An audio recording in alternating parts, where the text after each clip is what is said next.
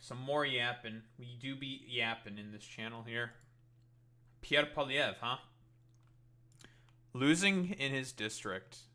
So obviously, should be, fairly obvious. Guys, we had an election. Whoa, crazy. Mark Carney, Pierre Polyev, that fucking dumbass. Blah, blah, blah, blah, blah. So, let's see. Let final seat count, Canadian election results 2025. In terms of the results themselves, honestly,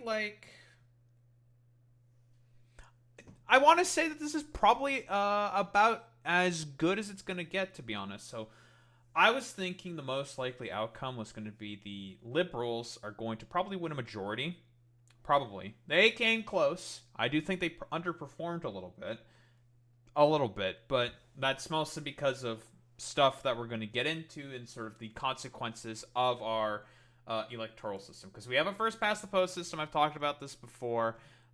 Basically, it's winner takes all. So, I mean, this is probably the ideal scenario where it's liberal minority government with the NDP having enough seats in order to basically, hey, have be a broker of balance of power. Because normally it'd be the bloc that always would do this for either party. Like, even then, I know there's conservatives who coped and seethe about this. Oh, the conservatives will get both the bloc and the NDP to join them so they can make a majority government. That's not fucking happening. There's no fucking way that would ever happen. The bloc fucking hate conservatives because they'll just trample over Quebecois sovereignty and whatever shit like that, right? That's never gonna happen, and the NDP will never join with the conservatives, ever. I'm imagining that coalition in my brain, but nah. This is probably about as good as it's gonna get. I'll be honest. I think this is the ideal scenario for everyone. 169 for the nice for the Liberals and 7 for the NDP. The NDP had a complete collapse, of course, and a lot of it is because of our first past the post system, as seen here by Christo Avalis, Canadian content creator. What we got? The Liberals wanted to do people so far, a lot of their sort of main sort of strategy is they were trying to push NDP voters to do strategic voting and stuff like that. And well, here it's pretty self-evident as to why first past the post is fucking dog shit. This is the same sort of line of thinking that I believe another Canadian content creator named Maple Take says all the time, and I think his assertion on this is pretty much perfectly accurate. This is the consequence right here. These are definitely more left-leaning voters. This is about 60% of the population right here. 60% in this riding in British Columbia. Generally speaking, where a lot more sort of NDP voters are. The Conservative ended up winning. This isn't the only one. There's a bunch of other ones. There was ridings in Windsor. Generally speaking, the Liberals were forcing the NDP voters to vote, tactically.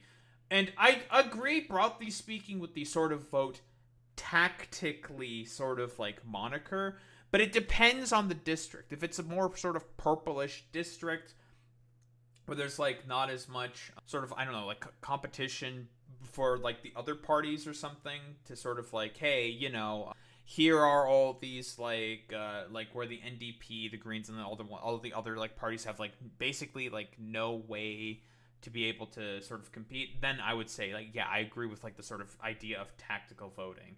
But if it comes to NDP districts, no, it's not gonna fucking work. It's not gonna work. The tactical decision here is to then vote for the NDP. But again, the Liberals just essentially put out a lot of propaganda saying you need to tactically vote for Liberals, when in reality they just wanted those people to only vote for the Liberals. Does this kind of make sense? It's not about oh yeah, dude, we're definitely going to want more sort of defeats for the Conservatives. No, if you wanted to make sure the Conservatives can get to power in this particular district, you vote for the NDP. But a lot of people, generally speaking, they're not going to look into their district's sort of voting history. main representatives of the riding, they're just gonna like listen to the propaganda and be like, well, I don't want the conservatives to get into power, and I don't think the NDP are gonna win, so I'm gonna vote for fucking liberals, and they get scared. Like, as this is it's not here, from right here. Of the 17 seats the NDP lost, 13 went conservative. And you're telling me that this was like strategic tactical voting. Like, even like some of the green seats, like of the 3 green seats, 2 of them went to the conservatives. Or it might have been 1 and 1. I know that like a really big green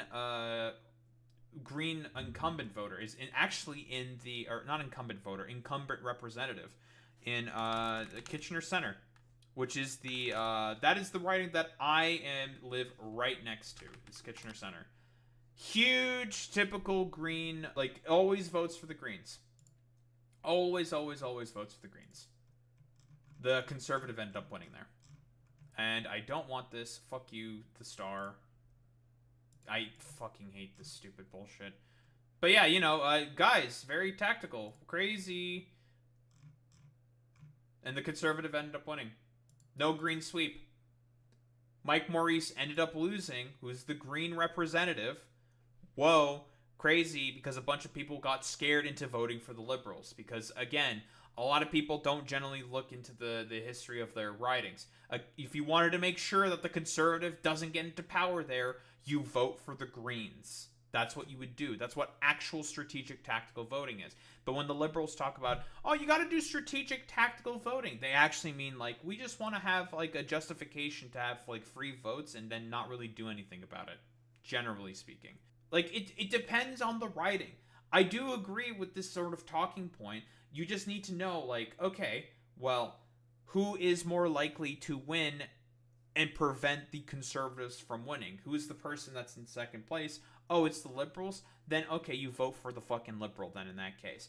If another party is more likely to win in that district, the NDP is more likely to win in that particular district, you vote for the NDP. That's how actual tactical strategic voting is. You have to research. You have to look into this stuff. But a lot of people don't do that, and they just fall for the fucking, propaganda. And as a result, crazy, a bunch of NDP seats ended up going to the conservatives instead of the Liberals, because the Liberals had no play in that fucking district. They just wanted to come up with a fucking excuse in order to, basically not only cut themselves out and cut the NDP out and just cut themselves out, thus making it that there's an open avenue for the Conservatives to be able to win with about 35, maybe even 40% of the vote. Generally about 35% of the vote. Labor did the same thing, trying to scare people. It was a load of BS. Pretty much hitting the nail right on the head there, Reza. It's, instead of trying to do any work in order to, sort of, hey, we're gonna, do everything possible, push for our fucking, goals or whatnot. They don't do that. They just do the same tactics as fucking conservatives and will just fearmonger about, hey, you want to make sure that guy doesn't get in, right? It's the same bullshit, the sort of criticisms and, of the sort of conservative fear-mongering cult that exists.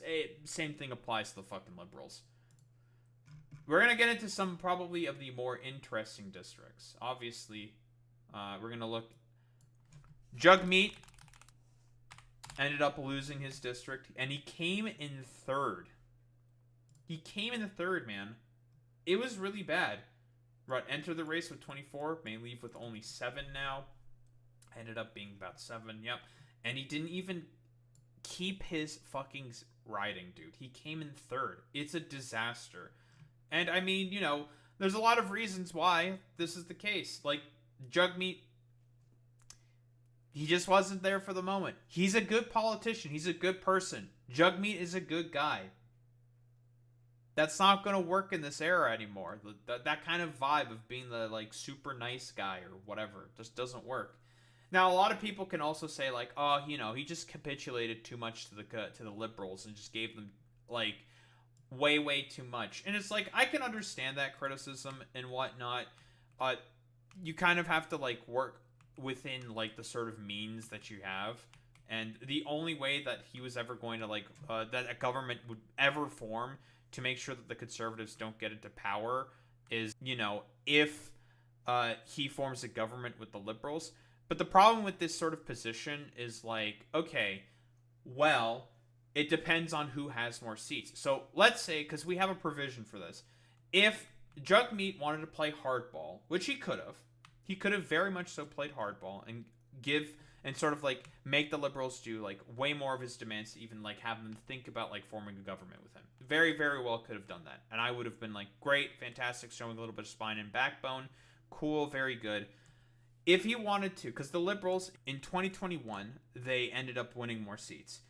If you can't form a majority coalition government, what happens then is a government is still formed, despite a government not being able to be like have a majority of the seats within the House of Commons.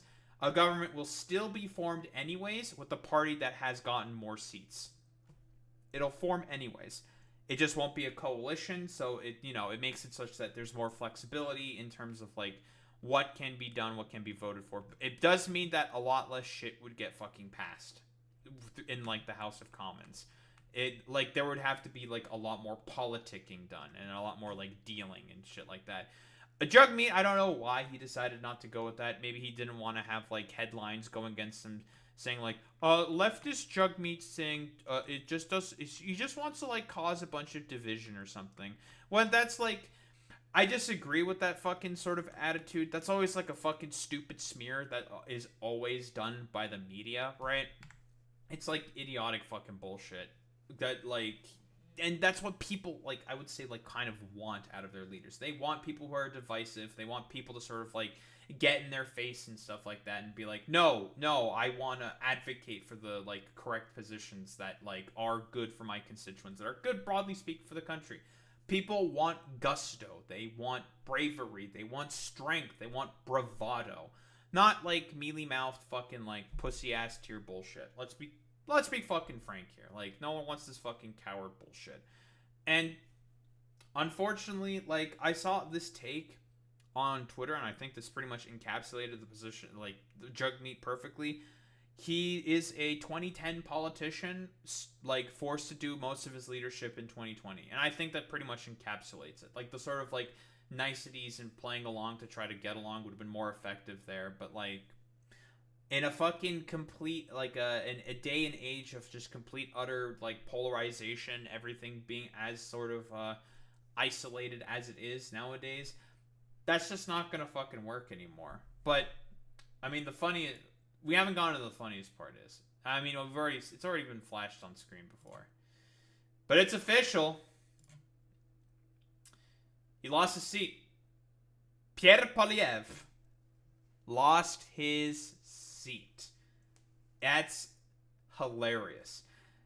So there was a David Dole video. I reference him a lot because he's pretty based.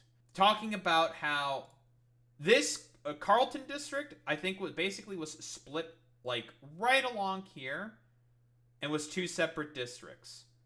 This was like a more sort of like kind of rural but also suburban district, because all of this right here, I've lived in this area, right?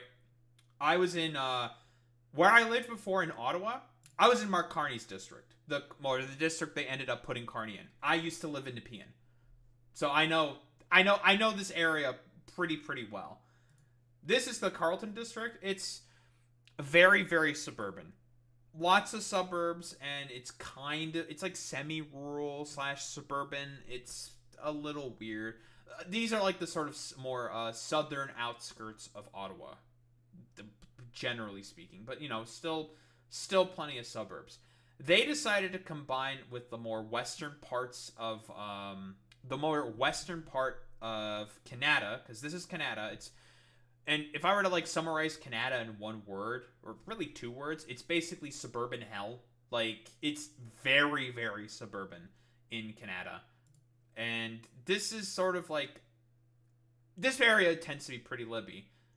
Not so much over here. It gets a little more rural. There's a little bit more like farmland, but there's like not that much. There's a bit, but it's mostly still suburbs. Very, very still like lib-coded. So when I saw that the Conservatives combined these two ridings together to try to help out Poilievre, because it's like, yeah, Carleton is well, not it's not like super hella Libby. It's kind of 50-50. It can be a toss up. I mean, like Polyev has held this district for what 20 years, generally speaking. It can be kind of like hit or miss, generally speaking. It's probably become a lot more conservative as a result of suburbanization, and probably like because up here it's all students, right? Nepean is all students. Carleton University is right around here, basically. It's all students. This is probably this is Ottawa Center. This is going to be like another part of Ottawa downtown. This is Canada. This is Gloucester. No, this would be probably Gloucester. And over here is two suburbs, Orleans and I don't remember what this would be, but this would be across the river. This would be Peel. That's Peel, and that's when you get into Quebec. His proximity to Trump harmed him. Yeah, pretty much, yeah. Like the Liberals did a very good job tying him to Trump, but that's basically the main reason why he ended up voting. You know, I mean, it was like a pretty like it was a pretty decisive win here for Bruce Vanjoy, right? Up about 4,000 votes, about 4%.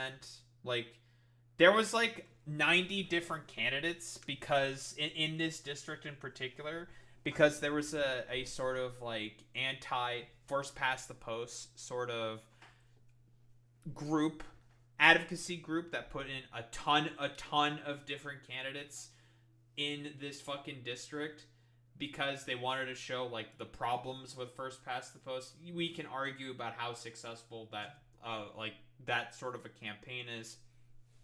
Whatever, I think it's fine. Who cares? I mean, it's kind of annoying for a person to have to read through 90 fucking candidates to do their vote. That's a whole different story. But they combined these two districts thinking, oh, this must be a very conservative district. We'll get a lot of conservatives. I used to work as a poll clerk in 2019. I worked during the 2019 elections in the exact district that they combined with the Carleton riding. Or I keep saying district. I used to work in the riding that existed before they combined it into Carleton. It was pretty 50-50. A little conservative bias, but for the most part, like the Liberal got about like 40% of the vote there. So, because I did all the counting. I did the counting. I've seen the fucking ballots. I worked as a poll clerk there. It was pretty close between the Liberals and the Conservatives. So, adding that to Carleton, not as good as of a move as you may think. There's a lot of older people that do live in this district, which people thought that, hey, maybe Poilievre would do better with. In polling, that ended up not being the case. A lot of older people ended up going for the Liberals because they really hated Trump. And that's probably what ended up making Poilievre lose his seat. So not only did Jagmeet Singh from the NDP, he came third in his district. He lost his seat because of Liberals doing their sort of cutting into NDP strategy of like, dude, do tactical strategic voting. When I've already explained before, it's like, yeah, that's true. You should do sort of strategic voting, but it depends on the riding. Don't just make people by default vote for the Liberals. You should make them vote for the candidate that's more than likely going to be able to gain more votes to beat the Conservative. But they all just made them funnel into the Liberals, which made it such that, oh, hey, there's an avenue now for the Conservative to be able to easily win and just win that seat with about, 40% of the vote or like 35% of the vote. So it's just like, well, now you just completely failed and you just let the Conservatives get like an extra seat. Like literally of the 17 NDP seats that were lost, 13 went Conservative. Very, very successful strategy here. Liberal Party of Canada. Very, very good as always. But coming back to here, and now, are the Conservatives as a party cooked because of this? No, there's gonna probably be like some other dude that goes into leader. Maybe like a dude with probably like, and I think this is what David Dole said, more so who have sort of Doug Ford's kind of like anti-American politics is more than likely going to be the person who's going to probably be put up as leader, because Doug Ford, a lot of the reasons why conservatives were able to do as well as they weren't able to do in Ontario, a lot of like rural districts ended up going to the conservatives, obviously, but not only because the liberals shot themselves in the foot. Like, I think they should have won way more in Ontario. Like, Windsor should have gone to the liberals. Both of the Windsor sort of ridings should have gone there. A bunch more of the Toronto ridings also should have gone to the liberals. And Hamilton ended up, like, some of the Hamilton ridings ended up going to the conservatives. Those all should have gone liberal very, very easily. Was because of this like really stupid like vote splitting strategy that they ended up doing, fear mongering people similar to that of the conservatives into, well, making it such that it is more likely for the conservatives to be able to get in and get those seats. But more than likely, we'll see what like happens in the next election. That's probably going to, honestly, knowing the liberals, they're probably going to do the same stupid shit. I'm gonna be honest, but we'll have to wait and see. But yeah, like, this election probably, it's gone about as well as I think it could have. I think this is about as good of an outcome as it could have gotten. The liberals will more than likely have to form a government with the NDP. The NDP are unfortunately like, and this is where I guess it gets bad. The NDP is pretty much a dead party. I've talked about this before. I'm just like, well, Jagmeet is good, and there's a lot of people that are good in the NDP.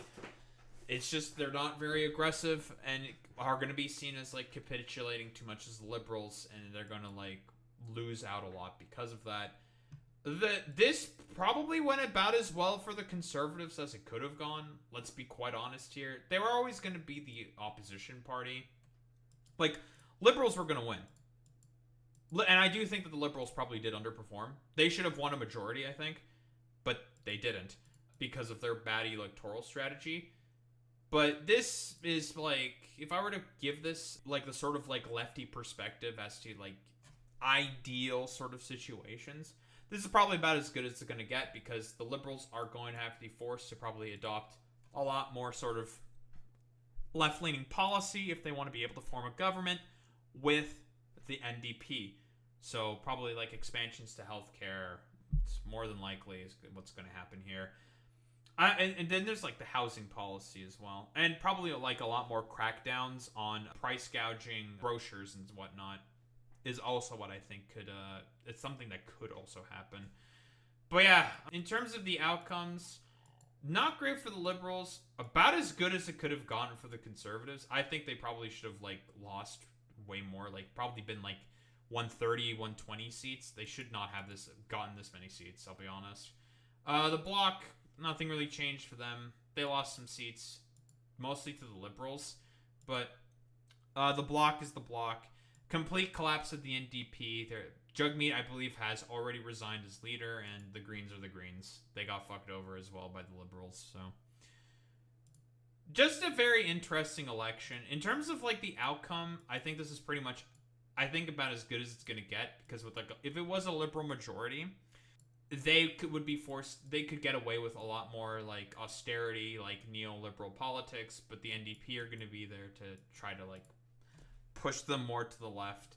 We'll see about like the NDP leader, because there's gonna be a new leader election within the NDP. That's going to be interesting to take a look into. Hopefully it's someone who's going to be better. And I do believe that the NDP also lost official party status because of this, because of just how they just basically got completely wiped out. It's sad, like, the leader gone, seats basically non-existent, and, all lost to the liberals and conservatives, mostly to the conservatives because of just really bad liberal electoral strategy, but that doesn't really surprise me. Although, honestly, like, Pierre Poilievre losing his seat is very funny, like, because most of the people that got added are, like, mostly suburbanites, and they're mostly suburbanites and, like, old people who do not like Poilievre, which is really funny, and that's probably what ended up costing him his seat. So Poilievre is probably going to be gone as leader. I saw like a really nice comparison, that he's basically like no different to Ron DeSantis, and I'm just like, that's pretty much, I think, a perfect description of Pierre Poilievre in terms of like cadence and his like predisposition of sounding like such a nasally fucking loser, dumb fuck nerd. I think calling him Ron DeSantis is pretty much perfect. So his dumbass is, he's cooked. There's gonna be a new leader. It's probably gonna it's probably gonna be bad for the Liberals. I'll be honest, because if it's like more like Doug Ford style, that's not gonna be great for the Liberals. They're not gonna be really actively able to combat that. I don't not properly. And if you know anything about like Ontario, you know that fucking Doug Ford has been complete fucking dog shit for this province. Like cutting of healthcare, like his huge scandal with like real estate, with the real estate agents and the Greenbelt, him trying to sell off the Greenbelt land to real estate agents, despite the fact he promised that he wouldn't do that, but he did it anyways, because of course, conservatives, they do that shit all the time.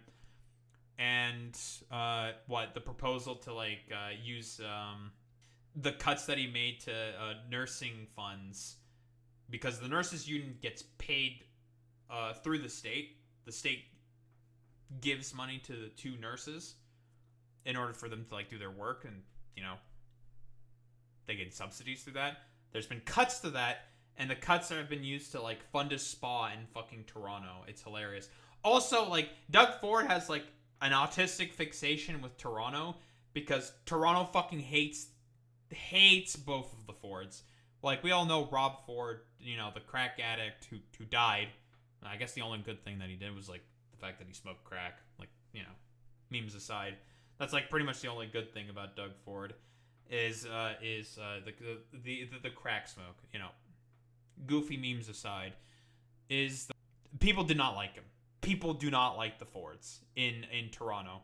He Doug Ford also tried to run for mayor, was rejected like twice, and as a result, he just fucks with like local Toronto politics like all the fucking time, because he's just salty about it. He's salty. He wants to get the salty run back, but he'll never get it. So that's probably what's going to end up happening in probably the next few years, the sort of Doug Fordification of the Conservative Party, because Doug Ford is, unfortunately, because of the stuff he said about America, he gained in popularity a little bit because of it, because people really just fucking hate the Americans because of how Donald Trump's treating us. That's mostly the reason why. So, that's what I mostly see is going to happen. It's a lot of funny outcomes. Two leaders losing their seats is really funny. Pierre's cooked. He's done. Jagmeet, collapse of the NDP because of his like pretty ineffective leadership, I would say. And Liberals, of course, having dog shit electoral strategies as always. Like that doesn't really surprise me, because I really do think that the Conservatives should not have 144 seats. They should have like 120. They should have lost way more seats, but because of Liberals and their terrible electoral strategies, that's not the case. So that's kind of the unfortunate there. But in terms of like the outcomes, this is probably about, if you're like on the left, this is probably about as good as you are going to hope for. This will be a coalition that's made with the NDP and the Liberals. Like, that's going to happen for sure, more than likely, and hopefully the Liberals, as a result, get pushed further left.